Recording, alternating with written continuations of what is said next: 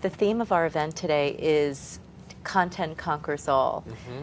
How does this translate into your work at Havas?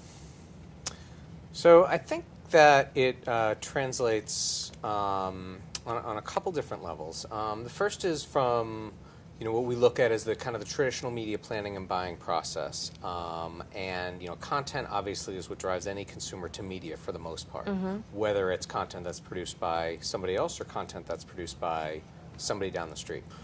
For us, it's about finding those areas of content, and this is something that hasn't changed in the history of media planning, but finding those areas of content that are affinities or passion points for the consumers that we're trying to reach.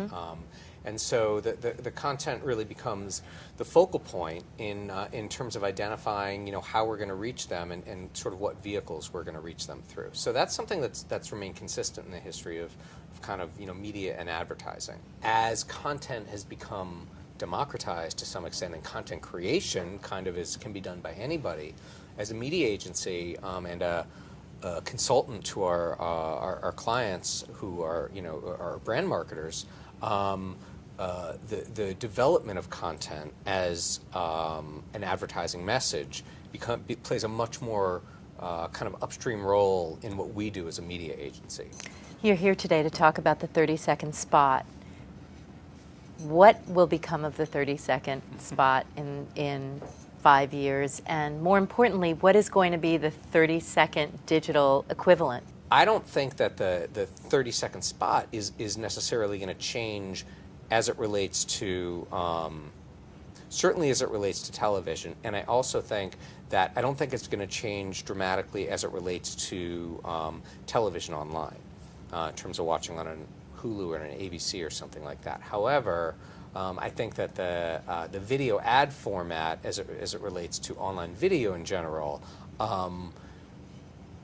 will 30-second will be there, but there's also going to be a lot of other choices out there. The thing that's clear to me is there's not going to be an answer. I don't think in 5 years we're going to say, yeah, it's the 17. Everyone knows that.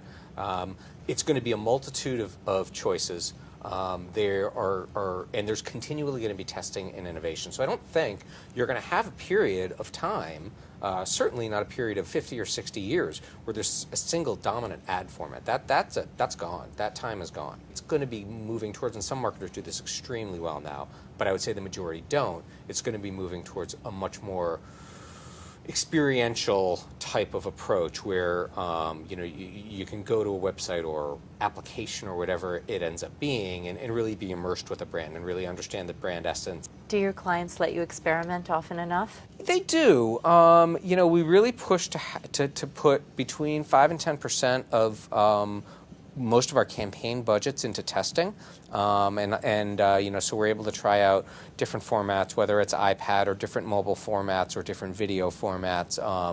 Our agency, I think is pretty good at trying out new technologies. Often, a startup, new technology is willing to let you test something for free. They want to get brand advertisers in there to try it out, or you take a small slice of budget and try something. So yeah, we try new things quite often.